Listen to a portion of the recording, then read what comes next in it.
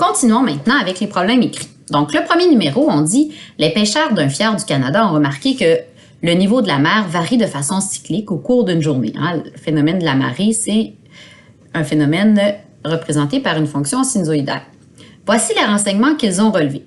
Le niveau maximal est de 3,6. Le niveau minimal est de 2,4. Alors, juste avec ces informations-là, je ne sais pas encore qu'est-ce qu'on me demande, mais grâce à ça ici, là, je peux calculer mon amplitude. Mon amplitude, si je prends mon min moins mon max moins mon min divisé par 2, j'obtiens une amplitude de 0,6. Le temps entre deux maximums consécutifs est de 12 heures. Bien, qu'est-ce que ça veut dire, ça? Ça veut dire que ma période va être égale à 12. Le premier minimum est mesuré à 3h30. Ça va me permettre d'avoir un point, ça. Donc là, je vais pouvoir essayer de venir tracer mon graphique grâce à ces informations-là. OK. Alors, je veux faire au moins 12 heures là, dans ma journée. Donc ici, ça va être le temps en heures. Et puis ici, ça sera le niveau de la mer. En mètres. Je sais que mon maximum est à 3,6, que mon amplitude est de 0,6. Si je compte mes carreaux, là, j'ai pas le choix de faire, je vais faire des bonds de 0,4. Ben, je pourrais faire des bonds de 0,6 aussi. Mais est-ce que je serais si gagnante? Oui, je vais faire des bonds de 0,6, ça va être plus facile. Alors, 0,6, c'est pas tout à fait ce que j'avais mis dans mes notes de cours, mais c'est pas grave, là. 1,2, 1,8, 2,4, 3, 3,6. Alors, voilà, ça va aller mieux de toute façon pour faire mon graphique comme ça. Ici, sur l'axe des X, 2, 4, 6, 8, 10, 12, 14, 16.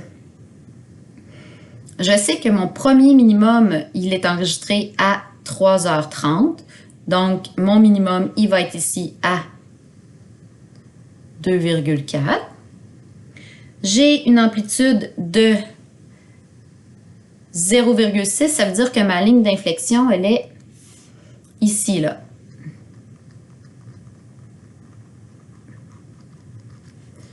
Ma période, c'est 12.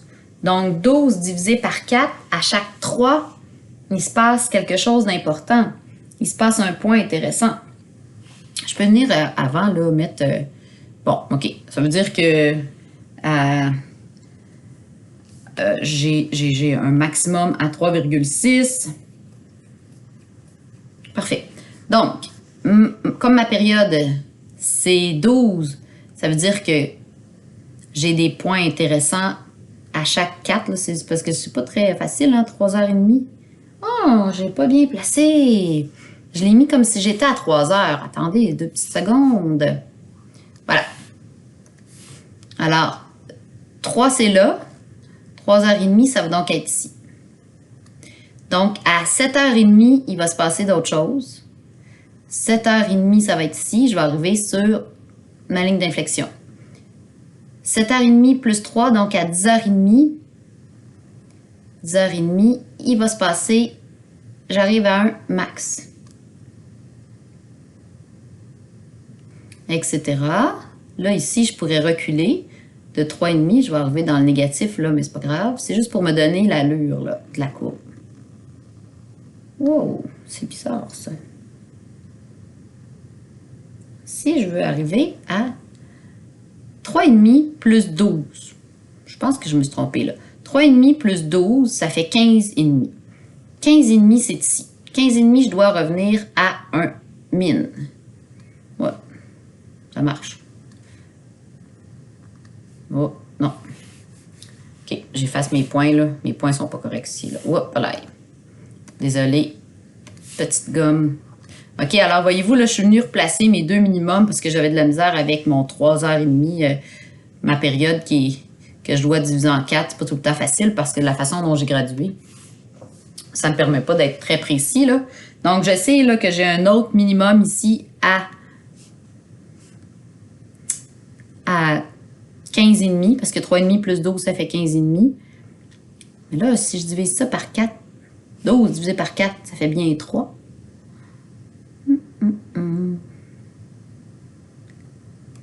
3,5 plus 3, ça fait 6,5. Ah, voilà. 6,5, ça a plus d'allure. Il est ici. Ah, c'est ça. Bon. 6,5 plus 3, ça fait 9,5. Bon, là, là, je l'ai. 9,5 plus 3, ça fait... Bon, OK. Voilà. J'avais mal placé mes premiers points, puis j'y arrivais pas. OK, bon. Fait que le plus simple, ça a été d'aller placer mes deux minimums.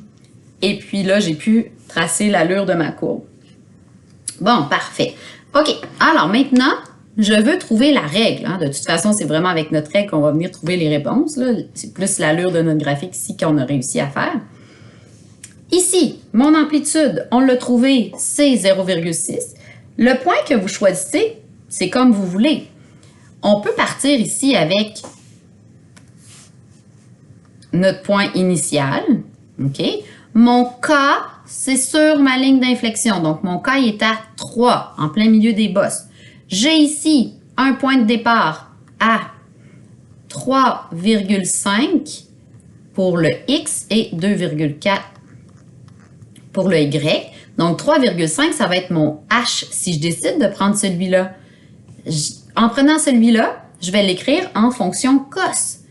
Mon A, est-ce qu'il va être positif ou négatif? Encore une fois, mon A va être négatif parce que mon H est vis-à-vis un minimum. J'ai presque toute mon information. Ce qui me manque, c'est mon B.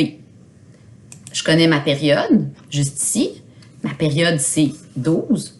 Mon B, ça va donc être 2π sur ma période, sur 12, alors pi sur 6.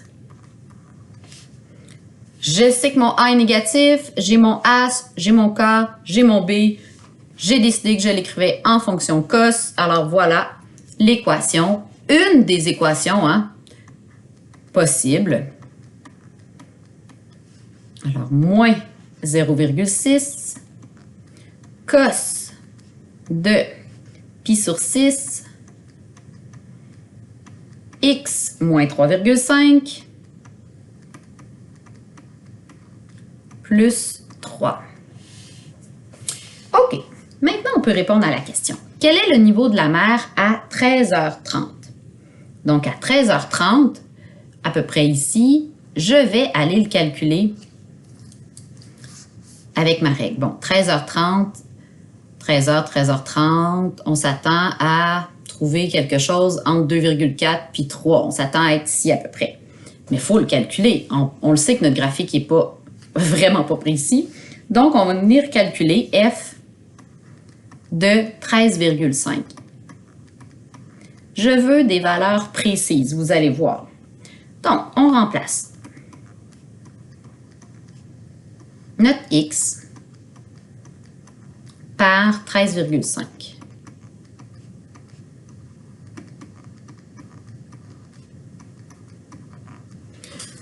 Je ne prendrai pas ma calculatrice, OK? C'est certain que vous pouvez vous dépanner avec votre calculatrice dans un examen, mais assurez-vous qu'elle soit en radian. Sauf qu'on va tout le temps servir le plus possible. C'est pas tout le temps possible, là. Mais quand c'est possible, comme c'est le cas ici, on va se servir de notre cercle trigonométrique.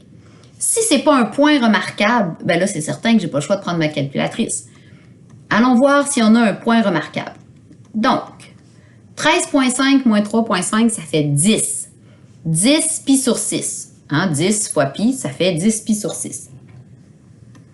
Donc ici, 10 pi sur 6 plus 3. Est-ce que 10 pi sur 6, c'est un point remarquable? Ben oui. 10 pi sur 6, c'est l'équivalent de 5 pi sur 3. Alors, si je me rappelle de mon cercle trigonométrique,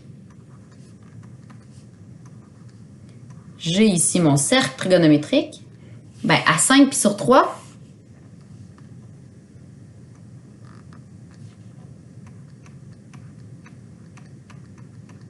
quelles sont mes coordonnées?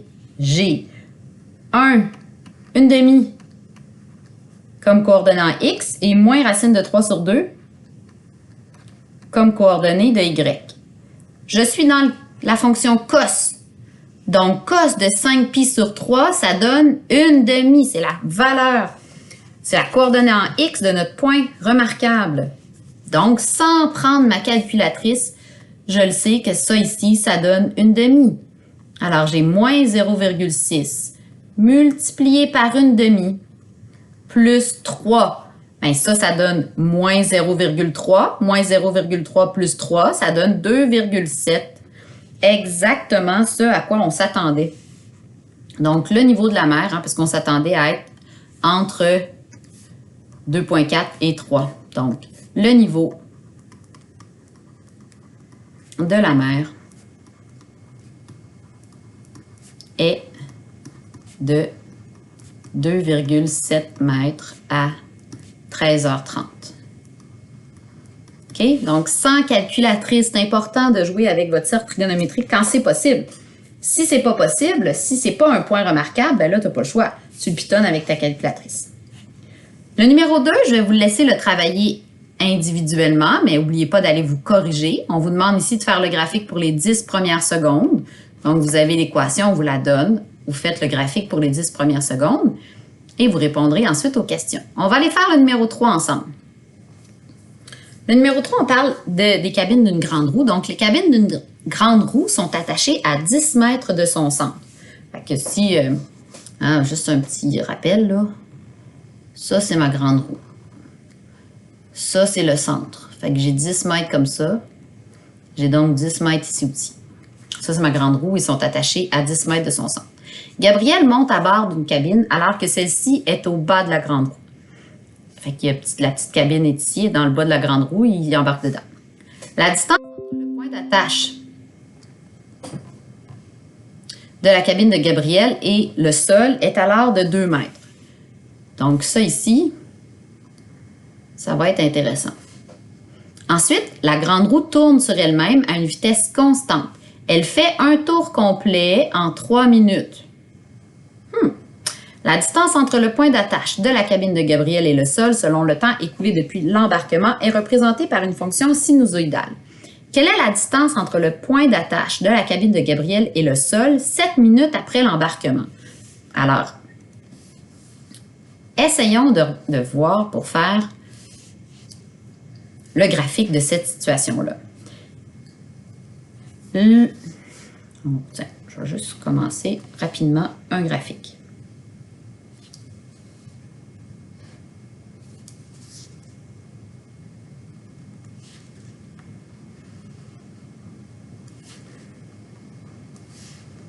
Je sais ici que la hauteur de mes bosses, là, mon amplitude, ça va être 10. Parce que j'ai 10 d'un bord, 10 de l'autre. Puis je sais que Gabriel, il est monté à l'intérieur de la cabine à une distance du sol de 2 mètres. Donc là, je vais faire 2, 4, 6, 8, 10, 12, 14, 16, 18, 20, 22. Donc 2, 4, 6, 8, 10, 12. Ici, ça va être ma ligne d'inflexion pour avoir 10 d'un bord, 10 de l'autre. Ça veut dire que mon maximum ici, 2, 4, 6, 8, 10, 12, c'est ça. Mon maximum va être à 22. Fait qu'ici, là, ça lui prend 3 minutes pour faire un tour complet. Donc, ma période, c'est 3.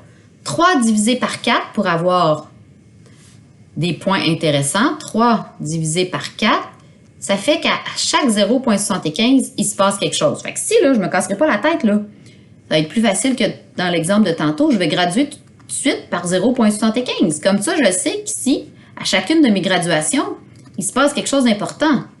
C'est moi qui le choisis, donc ça va aller mieux. C'est ce que j'aurais pu faire aussi tout à l'heure. Donc là, quand je trace ma courbe, là, je commence ici. À 0,25, je suis vis-à-vis ma ligne... 0,75, je suis vis-à-vis ma ligne d'inflexion. À 1,5, je vais être vis-à-vis mon max, qui est ici, à 22. À 2,25, je reviens sur ma ligne d'inflexion. À 3, je reviens vis-à-vis un min. J'ai tout ce qu'il me faut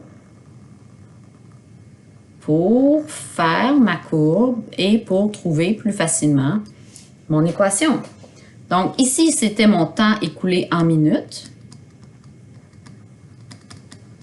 Puis ici, ça, c'est la hauteur par rapport au sol en mètres. D'accord? Alors, si je décide de prendre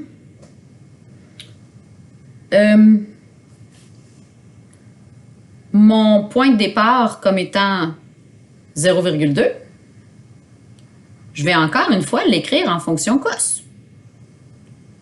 Mon K, il est vis-à-vis 12. Mon H, il est vis-à-vis 0.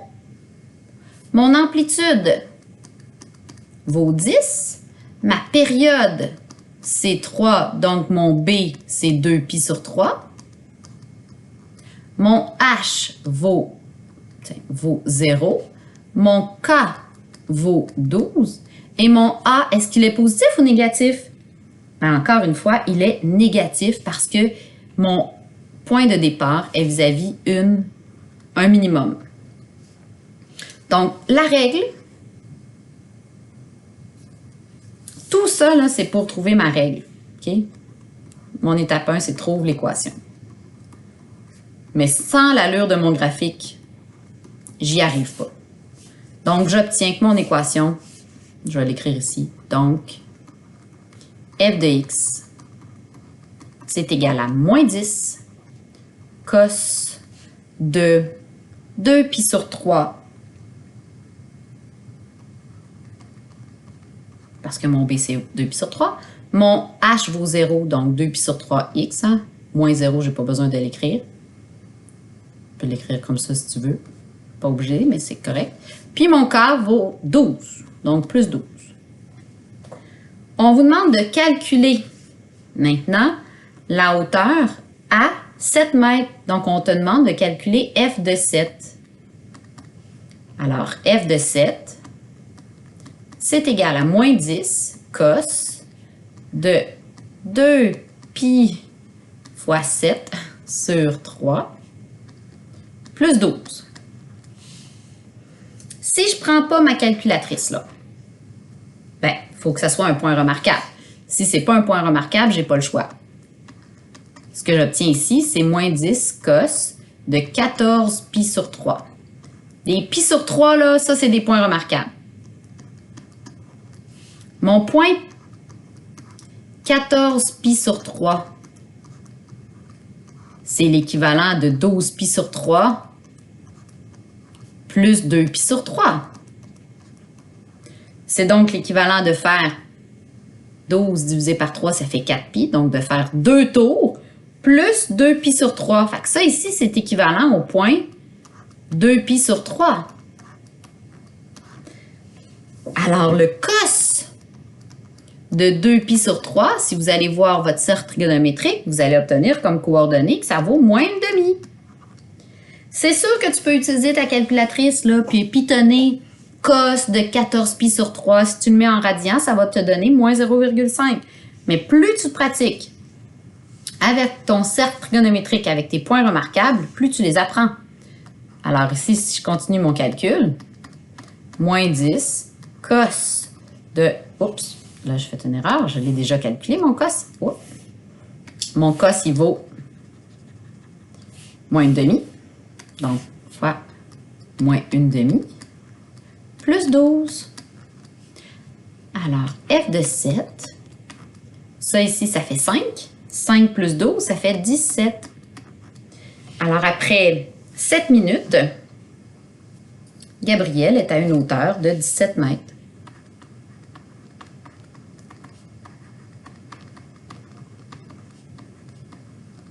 Donc, après 7 minutes, il est à une hauteur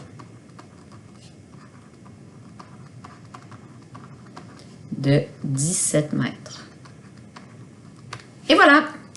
Donc, c'est ce qui complète la période d'aujourd'hui. Donc là, je vous demande d'aller faire le numéro 2 dans vos notes de cours et de compléter aussi les exercices de cette période. Bonne pratique!